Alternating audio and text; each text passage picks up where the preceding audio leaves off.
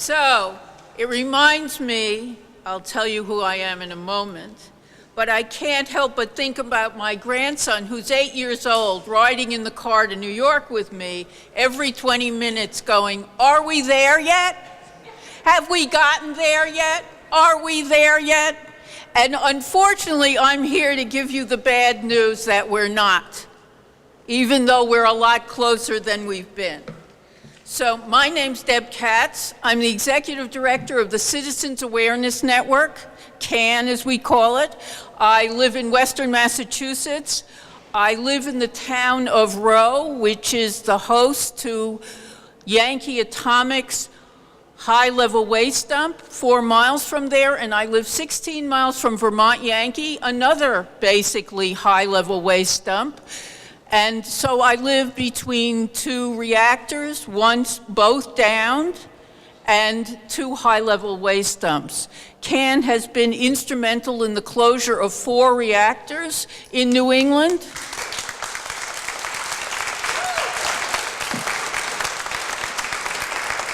These include Yankee Row, Connecticut Yankee, Millstone Unit 1, and Vermont Yankee last year.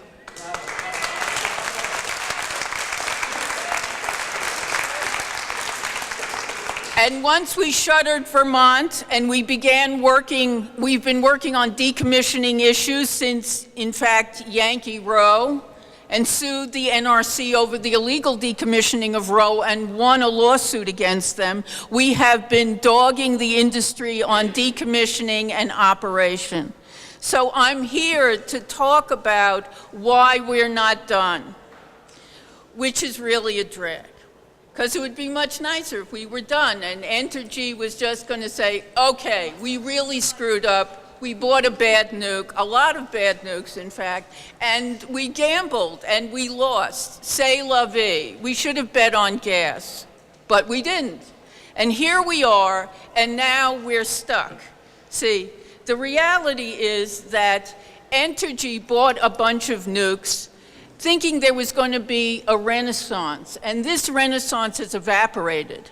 And what you have is Entergy, a sinking ship, bailing one nuke after another to keep itself afloat.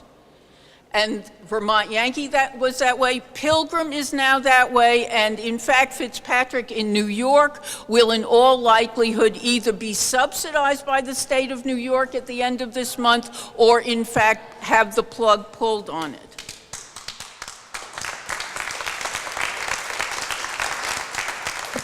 So how come these great nukes are closing, right? How could that be happening? Well, it costs so much to run them.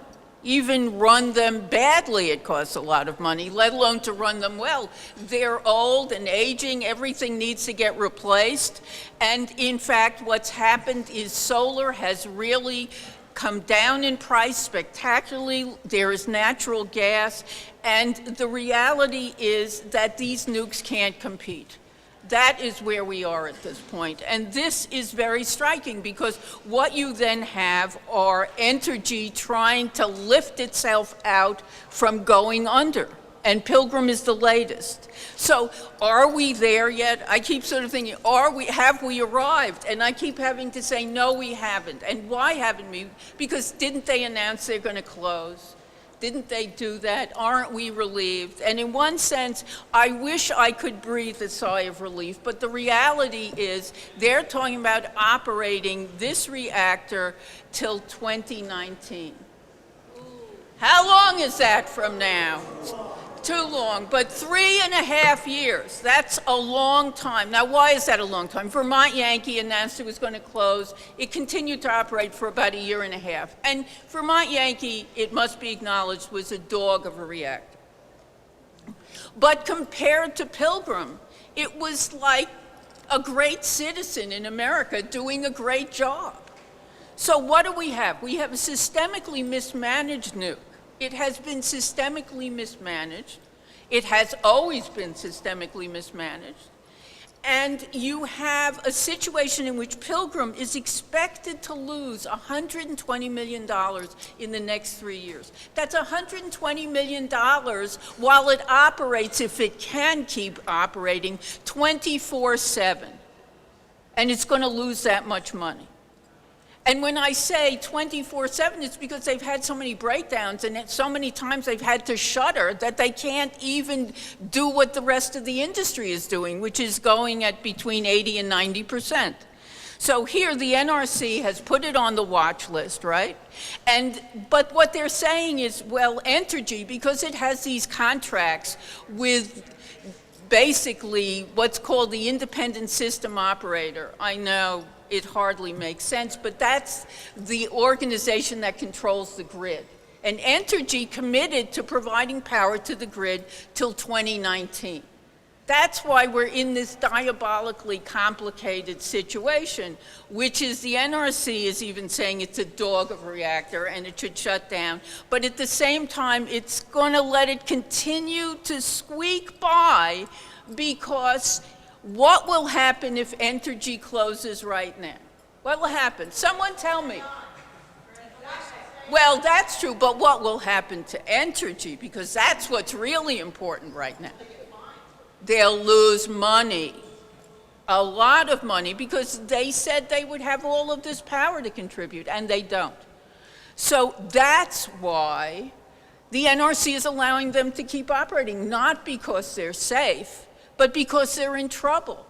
Now, this isn't the job of the regulator to help this corporation out, to keep itself going. The job of the regulator is to say, this is a dog of a reactor. We can't play Russian roulette with the state of Massachusetts anymore.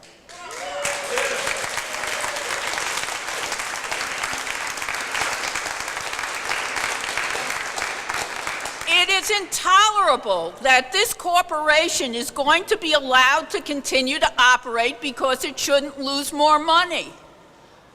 Boy, when we bet and we lose, does someone come along and bail us out? Gee, Deb, I'm sorry you had a bad day and you lost. Here's some money to make up for it. No, that doesn't happen to us, but that's what Entergy wants. Now, I think Entergy, in fact, is going to get out of this game a lot sooner than 2019 because it is losing so much money. But I want to just give you a little history. When CAN was involved in the closure of those three nukes, the head of the NRC at that point, the Nuclear Regulatory Commission, for anyone who hates acronyms, was Shirley Jackson, a woman who believed in actual safe nuclear power. I know that's hard to believe, but she did. And because the Yankee Row, Connecticut Yankee, Millstone, actually the reactor in Maine, Maine Yankee, all of these reactors were systemically mismanaged. Their diagrams did not meet what was actually happening. Like a worker would walk into a room and look at the blueprints and say, oh God, there should be a light switch over there. And you go in and there's no light switch, except we're talking about nuclear waste, not light switches.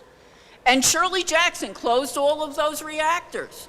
And they weren't worried that the power would go off that day and they wouldn't have it. They were utilities, so it was easier. Ratepayers got screwed for a while, but they shut down. And in fact, in Maine, when Maine Yankee closed because it was so badly operating, it had to buy replacement power that was cheaper than Maine Yankee. So here we are, we're in this diabolically complicated situation in which it is essential, as people said, that there has to be pressure by the governor and the legislature put on the NRC, and I know putting pressure on the NRC is a thankless task.